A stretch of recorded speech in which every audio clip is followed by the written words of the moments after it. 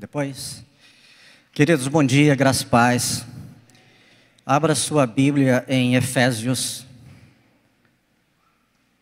Pastor, oi, baixa um pouquinho mais para mim, tá dando um eco aí, por favor. Oi. Pastor Reinaldo já, oi. Estou me ouvindo duas vezes aqui. Pastor Reinaldo já deu uma palhinha sobre Efésios. Muito interessante esse livro. Continuou me ouvindo duas vezes. E nós vamos ler capítulo 3. Amém. Glória a Deus. Amém. Nós vamos ler capítulo 3, Efésios, a partir do versículo 4. Amém? Diz assim a palavra do Senhor: por esta causa me ponho de joelhos diante do Pai. Continuou me ouvindo duas vezes. De quem toma o nome toda a família, tanto no céu como sobre a terra, para que, segundo a riqueza da sua glória, vos conceda que sejais fortalecidos com poder, mediante o seu Espírito no homem interior. E assim habite Cristo no vosso coração, pela fé, estando vós arraigados e alicerçados em amor, a fim de poderdes compreender com todos os santos qual é a largura e o comprimento e a altura e a profundidade, e conhecer o amor de Cristo que excede todo entendimento, para que sejais tomados de toda a plenitude de Deus. Versículo 19. Pai, glorificamos o teu santo nome, te bendizemos, te exaltamos, ó Deus, pela tua graça, misericórdia, pela tua compaixão, pela tua fidelidade, teu amor infinito, insondável. Obrigado, Senhor Deus, pelo fôlego de vida, Senhor Deus, que o Senhor nos concede nesse dia, nessa manhã. Obrigado, Pai Santo querido, pelas tuas misericórdias que não têm fim, que se renovam, Pai, a cada dia, Senhor Deus. E a causa, diz a tua palavra, de nós não sermos consumidos. Obrigado, Senhor Deus, Pai Santo querido, pela vida de cada servo teu aqui presente, por cada família representada. Obrigado, Senhor Deus, Pai Santo querido, por mais esse culto, Senhor Deus, Pai, que nós prestamos ao Senhor. Abençoa, Senhor Deus, Pai Santo querido, que os louvores, que a palavra, Senhor Deus, seja levada pelos ventos, Pai Santo querido, para essa região onde nós estamos, para esse bairro, para essa comunidade, e que essas casas, Pai, sejam alcançadas, inundadas pelo Senhor. Louvamos o teu santo nome, Senhor Deus, Pai Santo querido, que a tua palavra que está sendo proclamada, pregada, Senhor Deus, nos quatro cantos dessa cidade, Pai Santo querido, atinja o coração do homem, Senhor Deus, Pai, e constrange o pecador, Senhor Deus, Pai Santo querido, para se voltar para Ti, Pai. Abençoa, Pai Santo querido, abre o nosso coração, Pai, tira todo o bloqueio da nossa mente, descortina, Senhor Deus, a nossa visão, para que entendamos perfeitamente o que o Senhor quer falar conosco, nos trazer, Senhor Deus, nessa manhã, nesse dia, e sejamos assim alcançados, curados, libertos, transformados pelo poder da Tua palavra e pelo poder do sangue de Jesus, Pai. Nós oramos em nome do Senhor Jesus Cristo. Amém. Fique à vontade. Palavra Efésios, segundo os comentaristas, não foi uma palavra dirigida especificamente para a igreja de Éfeso ou para o povo de Éfeso, mas foi uma carta circular. Então ela rodava em todas as igrejas, especialmente Colossos, igreja de Colossos, quando Paulo também esteve ali, e passou por várias outras igrejas assim, que ele ia plantando, que ia acontecendo. E eles falam isso porque assim na carta você não vê uma menção específica para uma pessoa, os nomes, como ele costumava fazer, levantando os irmãos que estavam com ele. E a carta de Éfeso não contém essa menção dessas pessoas com quem ele andava. Essa carta ela foi escrita lá perto de 62, 63 depois de Cristo. E aconteceu também na segunda viagem missionária de Paulo. Ele teve duas vezes em Éfeso. E na segunda vez, diz o texto, que ele passou 3 anos naquela cidade, na companhia de Apolo, de Timóteo, Priscila e de Áquila.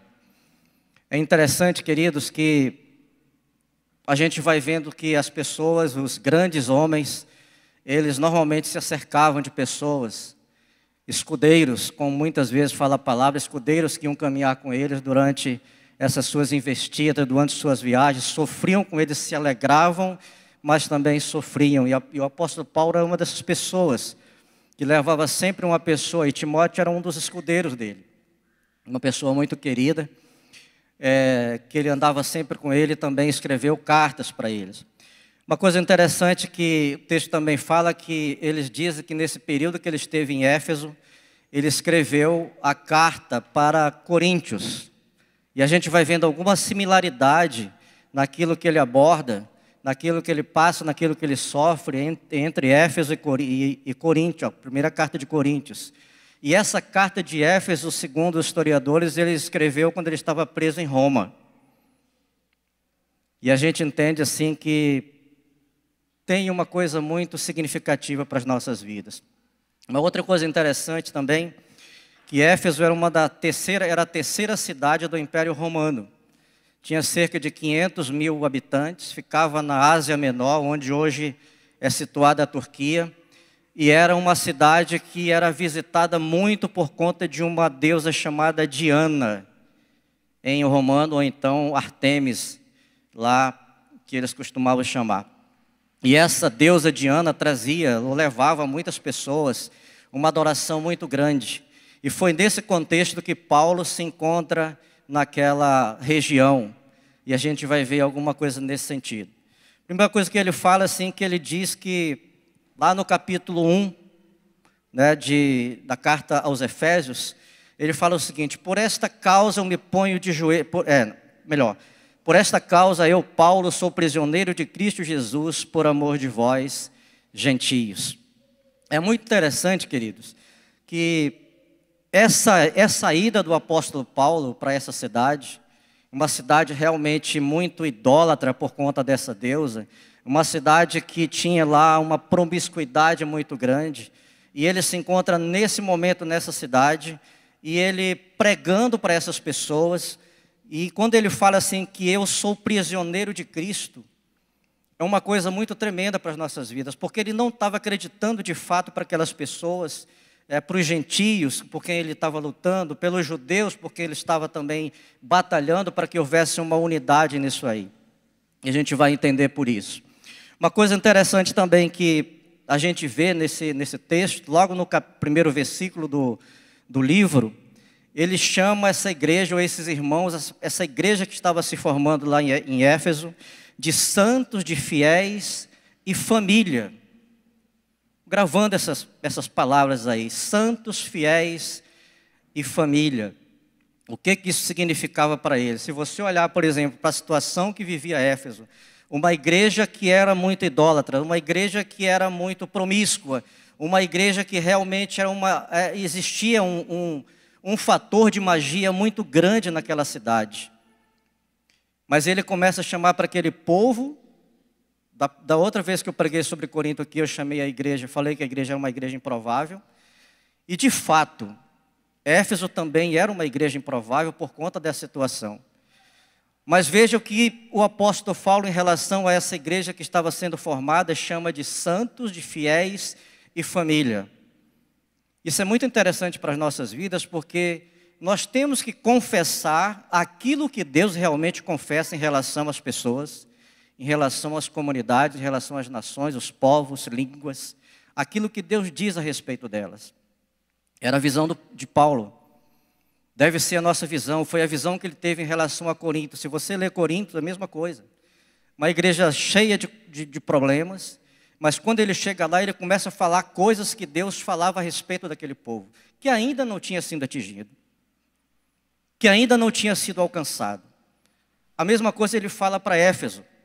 Uma outra coisa tremenda que nós vemos aqui, dada a situação multicultural de Éfeso, judeus, gentios misturados lá, ele enfatiza, ou seja, ele gera uma identidade para essa igreja, mesmo antes que ela não tenha sido formada, pastor Davi. E ele fala para esses irmãos de redimidos em Cristo, conhecedores da palavra, líderes fiéis, não havia nenhum, evangelistas, santificados e edificados, amorosos, empenhados na oração, instrumentos da obra de Deus.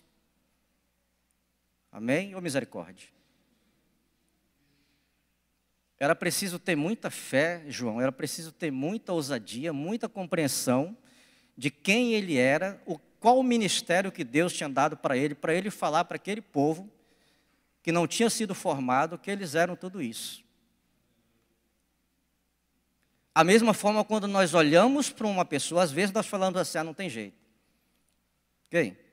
Fulano não tem jeito. Ou essa comunidade não tem jeito, ou essa cidade não tem jeito. Ou esse bairro não tem jeito, é improvável que isso aconteça. Nós estamos falando exatamente o contrário daquilo que Deus fala em relação à humanidade. Mas Paulo, como sendo uma pessoa, experimentou várias situações, era um homem realmente assim, aliançado com Deus. Ele começou a ver essas qualidades que um outro líder com certeza não veria naquelas pessoas que estavam, ou naquela igreja que estava sendo formada.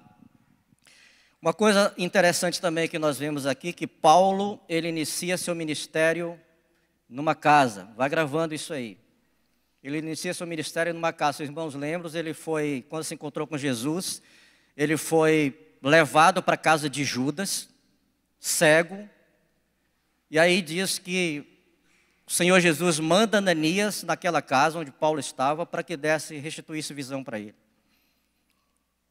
Ele começa seu ministério numa casa e ele termina seu ministério numa casa. Capítulo 28 de Atos, você vai ver que ele diz que o texto, o último versículo, que ele estava numa casa que ele tinha alugado em Roma, prisioneiro. O que tinha esse fator, casa, Adclei, importante para o apóstolo? Vai colocando aí no seu coração. Sinagoga, ele costumava visitar algumas, e até debatia também. E foi por conta de uma sinagoga dessa que ele foi preso. E a gente vai entender. Ele foi preso porque eles achavam, capítulo 21 você vai ver isso, eles achavam que ele estava levando os efésios, os gregos, para adentrar a sinagoga dos judeus, e se revoltaram contra ele, fizeram aquele motim contra ele.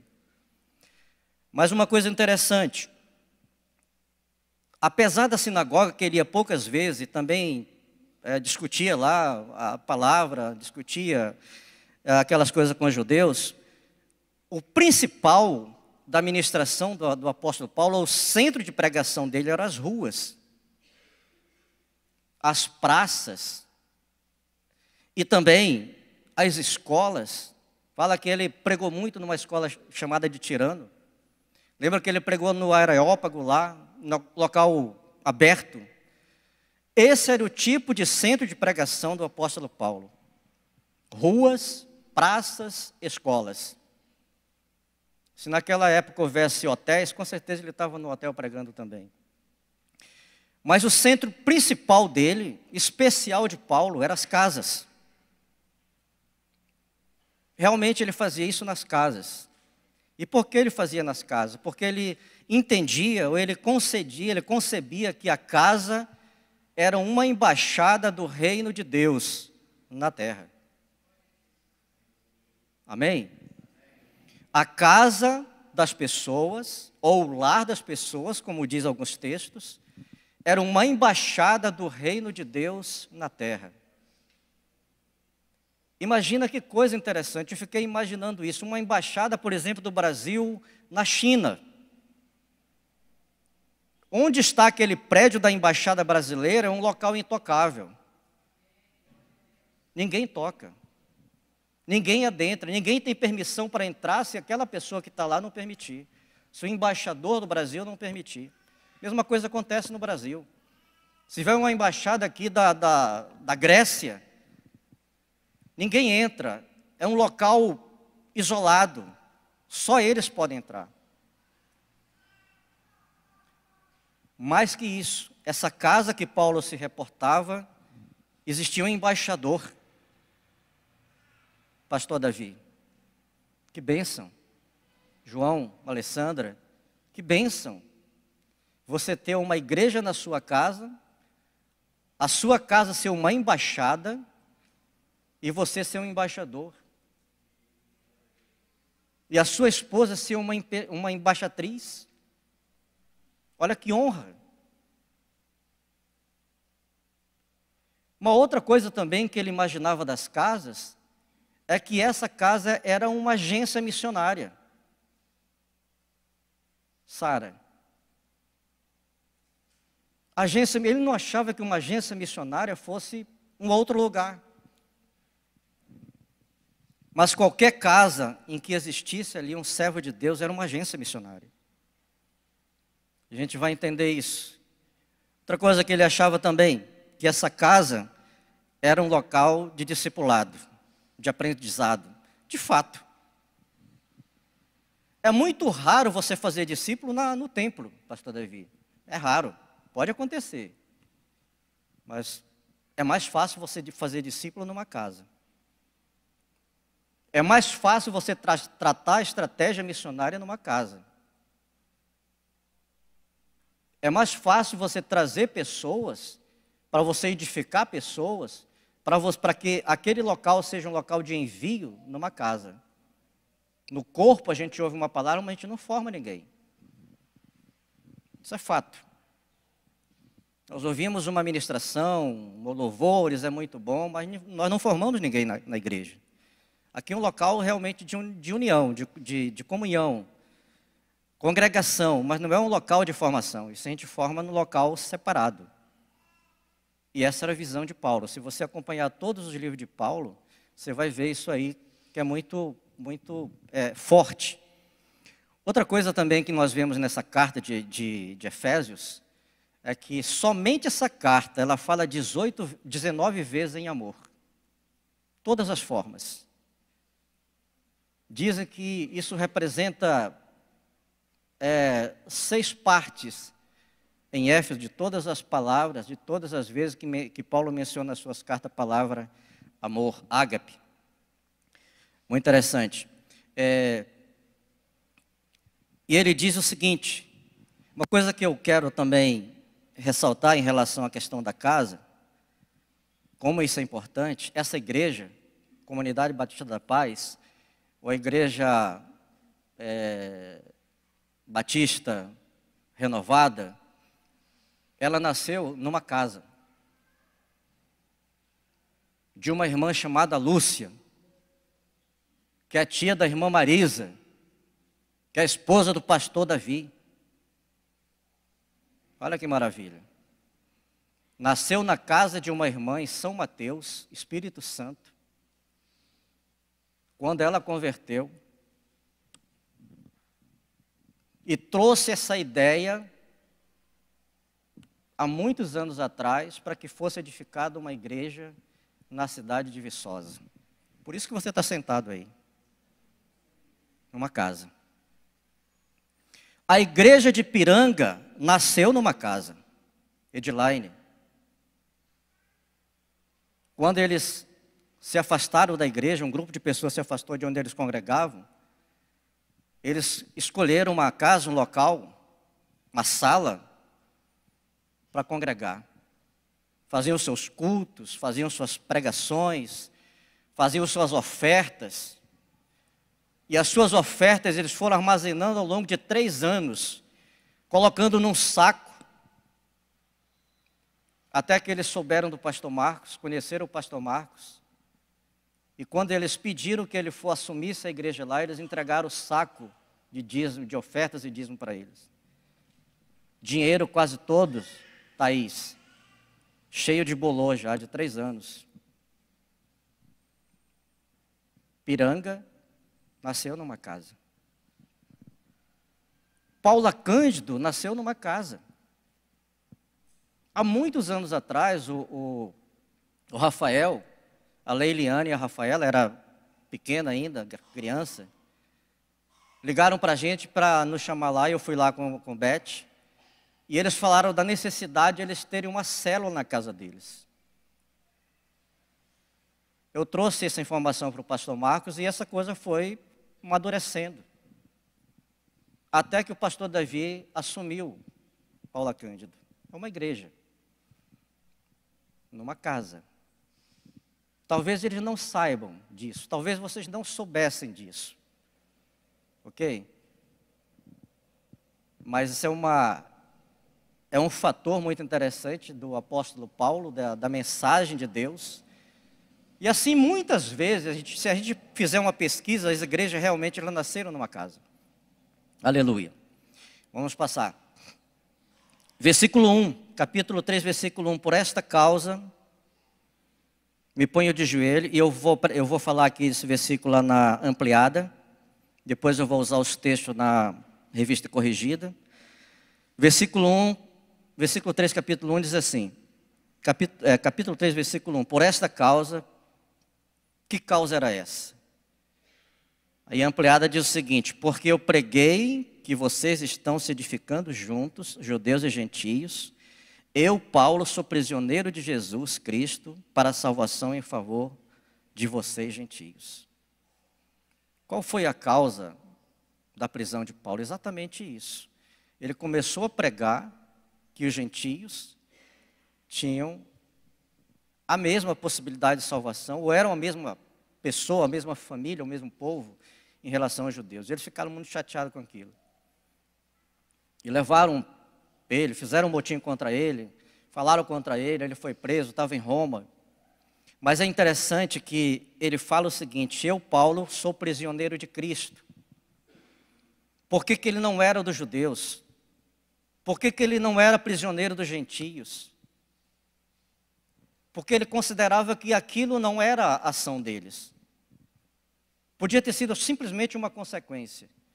Mas pelo fato de ele ter falado, em nome de Cristo, que os judeus eram iguais, os gentios eram iguais aos judeus, ele estava preso. Então ele não acreditava isso. Acho uma coisa muito interessante também. Líder, cheio de mimimi, achando que o mundo está caindo, que alguém está perseguindo. Ele podia ser um líder dessa forma. Sendo perseguido, foi preso, foi chicoteado, né? Jogaram ele não sei aonde, podia estar reclamando. Não, estou aqui por causa de Cristo. Eu estou preso por conta de Cristo. Eu estou passando por isso por conta de Cristo. É diferente, queridos. E aí a gente vai ver um apóstolo, um homem de Deus, sem ressentimento, sem amargura, sem depressão, sem angústia, sem se voltar contra os gentios ou contra os judeus que o aprisionaram, culpar os gentios porque ele estava preso, ou culpar os judeus porque eles não entenderam. Não, estou preso por conta de Cristo. É diferente. E a gente vê, o ano passado morreu um irmão chamado André, um missionário das Portas Abertas. É um homem que ele andou o mundo inteiro, entrando nesses locais mais perseguidos. Uma das pessoas que entrou na Coreia do Norte, o país que mais persegue cristãos, e saiu ileso. Entrou na China, foi em vários locais, Afeganistão, Paquistão, Rússia. Morreu aos 70 e não sei quantos anos, e morreu de morte natural. Mas se ele tivesse morrido em algum desses países que perseguem cristãos, ele não teria morrido porque eles o mataram, ele morreu por causa de Cristo. A gente tem a mania de achar que por pouca coisa a gente está sendo perseguido. Abandona o seu povo, vai embora, deixa para lá, não quer mais saber de nada. Não é isso. Nós fazemos isso por causa de Cristo. Uma coisa interessante que nós vemos nessa palavra, ele tinha compreensão dos propósitos de Deus por conta de Cristo. A formação da igreja de Cristo. E vocês veem que no livro de Atos, ou na carta de Efésios mesmo, você vai ver assim, que esse entendimento que ele dava, de que essa nova igreja, esse novo povo estava sendo formado, não mais de judeus, mas agora de gentios e judeus. E aí nos encontramos nisso, porque se não fosse isso, a gente estaria separado dessa comunidade até hoje.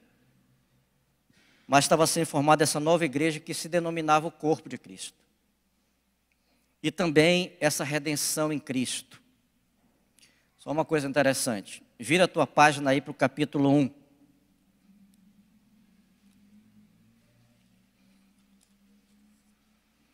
Ele diz o seguinte, versículo 3.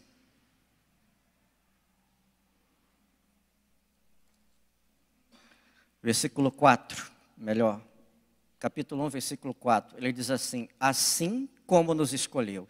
Ele está falando do triuno Deus aqui, Pai, Filho, Espírito Santo. E tem uma palavra que o pastor Davi usa, que é uma frase que a irmã Marisa usa, que a Thaís usa, que a Fatinha usa, que muitas pessoas usam para a glória de Deus. Costuma falar isso. Eu preguei para a glória de Deus, eu orei para a glória de Deus. Ouça o que diz aqui. Assim como nos escolheu nele, antes da fundação do mundo, para sermos santos, repreensíveis perante ele, falando do Pai. E logo em seguida, no versículo 6, ele diz assim: para louvor da sua graça. Versículo 7, no qual temos a redenção, Filho, Cristo.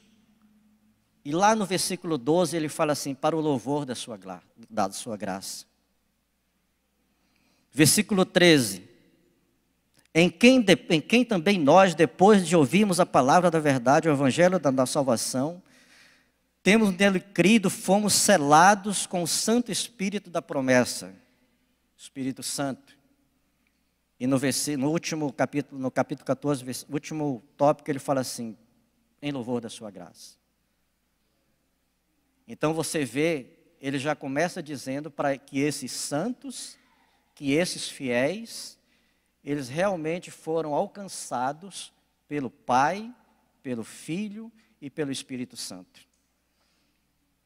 Nós não fazemos nada nessa vida sem que haja essa compreensão do triuno Deus. Nada. Nada. Se você tiver oportunidade, leia Carta de Éfeso. Outro fator interessante que nós vimos aqui no capítulo 3 é que ele fala que essa alienação dupla, ou seja, separação judeus e gentios, ela se transforma numa reconciliação dupla, quando ele consegue juntar esses dois povos para formar a igreja de Cristo. É interessante isso, queridos. É muito importante que a gente entenda esse propósito de Deus na comunidade, falo na comunidade, não na igreja, mas na comunidade em geral. Qual é esse propósito de Deus nas famílias, em relação às cidades, às famílias, os bairros, né, os países, talvez por onde alguém de vocês vai passar, para que a gente realmente tenha essa percepção muito perfeita. Versículo 14, que a gente leu, a palavra diz o seguinte: por esta causa me ponho de joelhos diante do Pai. É interessante que quando esse texto coloca assim, eu estive vendo assim, por que joelhos? E a gente vai vendo na Bíblia algumas passagens muito tremendas nisso. Significava um momento em que havia humilhação, humildade. Não que você orar, eu gosto de orar em pé, caminhando de um lado para o outro. A minha mente ela funciona melhor do que se eu me ajoelhasse. Mas se ajoelhar era realmente um sentimento de humildade, de humilhação e principalmente de urgência. E se vou ver, por exemplo, olhar para Jesus, ele lá no Getsêmani, no jardim, perto da sua crucificação, ele começa a orar com aqueles discípulos, 3 discípulos, de repente ele se afasta um pouco e se coloca de joelho, porque era um momento realmente crucial para ele. Era um momento de decisão. Daí, a alguns minutos, ele estaria sendo crucificado. Quando você olha, por exemplo, para Estevão, em Atos, ele pregando ousadamente para os judeus, dizendo que Cristo tinha vindo e que eles estavam rejeitando o Senhor, e eles ficam irados e começam a apedrejar. Sentido de urgência, ele se ajoelha e ora ao Pai para que o Pai tivesse misericórdia dele e não imputasse pecado sobre eles. Paulo, ele está falando a mesma coisa, por essa causa me ponho de joelho, é sentido de urgência que essa igreja de Éfeso entendesse perfeitamente o propósito do Pai. Era urgente que ela fosse liberta, que a idolatria fosse extirpada, que eles fossem curados, que eles fossem salvos, que eles fossem outra vez juntados àquilo que foi feito no original, lá no começo do Éden. E era um povo perverso. Era urgente que eles entendessem essa mensagem. E ele fala, me põe de joelho diante do Pai. Pai, no grego, a palavra é pater. Faz duas coisas ao mesmo tempo. Me coloco diante do Pai de quem toma o nome toda a família. Família é pátria. Então nós vamos entendendo uma coisa muito interessante. Quando nós nos juntamos, tem uma palavra do reverendo Augusto Nicodemos, que ele fala assim que o grande problema nosso, cristãos, é a gente ser separados, são as denominações. Talvez em alguma denominação eu não tivesse o direito de estar falando isso. Talvez eu não tivesse de casaco. Tinha que ter gravata. Talvez não fosse permitido muitas coisas do que nós fazemos. O grande problema do cristianismo realmente são as denominações. E o que acontece com as denominações? Nós vamos criando famílias diferentes. Cada um com suas famílias, seus modelos, seus queixumes. Quando ele diz que ele se coloca de joelho diante do Pai, de quem toma o nome toda a família. E aí não há separação se você é brasileiro ou se você é africano. Se você é inglês ou se você é alemão. Não há separação se você é alto ou se você é baixo. Se você congrega na comunidade, se você congrega na casa da bênção. Amém? Isso é muito interessante, queridos. Não há mais separação entre judeus e gentios. Os gentios participam da mesma família, porque a origem é a mesma. Pai. Não se tem dois deuses, só tem um. De onde surgiu todas as famílias da terra. O sangue é o mesmo. Eu estava falando com o Marcos, outro dia, não sei se ele está aí, conversando com ele na quinta-feira, falando que quando eu trabalhei uma época em Ponte Nova, tinha um outdoor lá na entrada da cidade e tinha 3 corações. Não sei se alguém chegou a ver isso. Embaixo de cada coração, e os 3 corações tinham a cor do nosso coração. Cor de músculo. Mas embaixo de cada coração estava escrito branco, amarelo e preto. Alguém chegou a ver isso?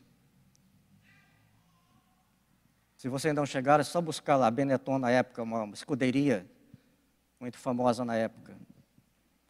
E ela começou a trabalhar contra realmente essa discriminação. 3 corações, embaixo branco, amarelo e preto.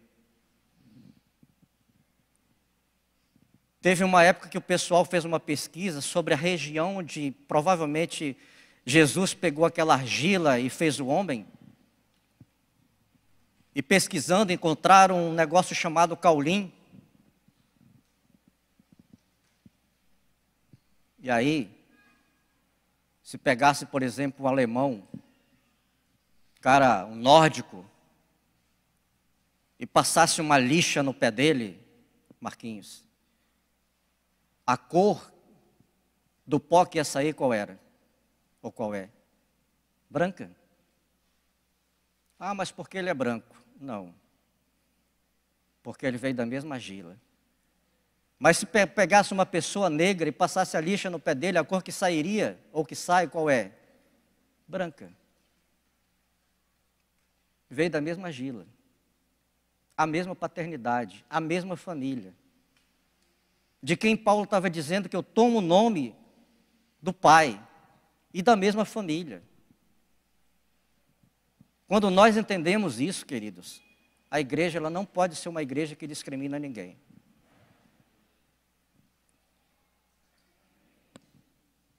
Você é tão importante, o mais terrível do homem é tão importante. Paulo era um desses homens. Estava falando de uma pessoa que sabia realmente o que ele tinha sido, o que ele recebeu e quem ele era agora. Perseguidor, permitiu que matassem, prendeu muitas pessoas, porque ele não entendia de fato isso. Aleluia. Aí ele continua no versículo, vamos pular um pouquinho, ele diz o seguinte, lá no versículo 17, 16, ele fala o seguinte, do capítulo 3, para que, segundo a riqueza da sua glória, vos conceda que sejais fortalecido com poder mediante o seu espírito no homem interior, ou seja, aquela parte de nós que se comunica com Deus, aquela parte que não é visível, que é interna, o homem interior. E assim habite Cristo no vosso coração pela fé, estando vós arraigados e alicerçados em amor. O que isso significa? Tem algum botânico aqui? Engenheiro? Arquiteto? Ele está falando de arraigados, ou seja, árvore, bem fincada. E entenda que não é o fruto, ele não acontece ser saudável por conta das folhas, nem dos ramos, nem do caule, mas por conta da raiz. Bem arraigada, profunda, sadia. Uma raiz sadia vai produzir frutos saudáveis, bons. A mesma coisa ele fala sendo edificados, ele fala de construção. Imagina você fazer uma casa com uma fundação superficial. Vai ruir. É preciso que cave, é preciso que vá lá no fundo. É preciso que faça uma estrutura excelente para que ela suporte. Isso que ele estava falando. Assim habite Cristo no vosso coração pela fé, estando vós arraigados e alicerçados, bem firmes. A sua fé ela não tem que ser vacilante, dúbia. Ela tem que ser fortalecida em amor. 19 vezes a carta de Éfeso fala em amor. A fim de poderdes compreender com todos os santos qual é a largura e o comprimento e a altura e a profundidade, e conhecer o amor de Cristo que excede todo entendimento, para que sejais tomados de toda a plenitude de Deus. O que ele fala disso?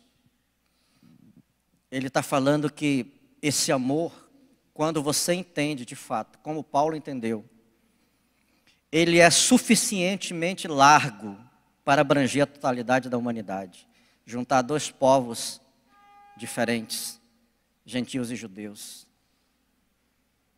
E é interessante que a China, tida como um país comunista, um país contrário à nossa fé, é o país que mais imprime Bíblia no mundo, sabiam? São vários galpões que eles têm de 500 metros de extensão, de profundidade. Imprime Bíblias em todas as suas versões, em todas as línguas. Segundo Portas Abertas, foi o país que mais cresceu em termos de cristão nos últimos anos. Isso é uma coisa maravilhosa. Tremendo. A gente sempre olha para a China e vê como pessoas alienadas. Não são. Nós teríamos que olhar para eles como Paulo olha. Fiéis, santos, justos, cristãos, salvos, redimidos, comprados. Irmãos, fazem parte da mesma família que nós. Mas eu não sou asiático não, tá? Não fique me olhando desse jeito, que não tem nada a ver com asiático. Sou brasileiro nato, amazônico. Aleluia. Ele também é suficientemente cumprido para durar por toda a eternidade. Ele também é suficientemente profundo para alcançar o mais vil dos pecadores. Aquele que você imagina que não vai dar em nada, improvável. Vou lançar a palavra nessa comunidade, nessa região, mas sei que não vai dar em nada. Não pense dessa forma. O amor de Cristo, que excede todo entendimento, ele é suficientemente profundo para alcançar o pecador mais terrível que você possa imaginar. Ele também é suficientemente alto para levar esse pecador aos céus. Quem nasceu numa família cristã aqui, exceto a Aline? A irmã Cristina, Sara também, viu ela falando que nasceu numa família cristã, mas a maioria não. A maioria não. Nós não tivemos essa bênção de ser criados no Evangelho. Nós estamos aqui. Alguém um dia apostou na gente. Alguém um dia teve paciência e misericórdia. Alguém um dia nos viu como redimidos. Alguém um dia nos viu lá na frente. Sim ou não? Então é assim que nós temos que fazer. Aleluia. E para finalizar, queridos, essa mensagem, estou pulando aqui para não cansar os irmãos. Abra comigo sua Bíblia lá em Filipenses. O título dessa mensagem é Alfa e Ômega. Filipenses capítulo 1, versículo 6. Se você imagina que você vai ficar pelo meio do caminho, que alguém não vai ligar para você, que Deus não vai ligar para você, que o Espírito não liga para você, que o Filho não liga para você, Filipenses 1,6 ele diz o seguinte: estou plenamente certo de que aquele que começou boa obra em vós há de completá-la até o dia de Cristo. Mateus 28. Estou convosco todos os dias. Qual dia, pastor? Segunda, terça, quarta, quinta, domingo. Todos os dias. Até a consumação dos séculos. Eis que estou convosco todos os dias até a consumação dos séculos. Aquele que começou a boa obra de completá-la até o dia de Cristo. Pode demorar um pouco o processo, mas você chega lá. Pode demorar um pouquinho, mas aquela pessoa, aquele familiar, aquele parente, aquele amigo, chega lá. Assim como nós chegamos. Aleluia. Louvado seja o teu santo nome, Senhor.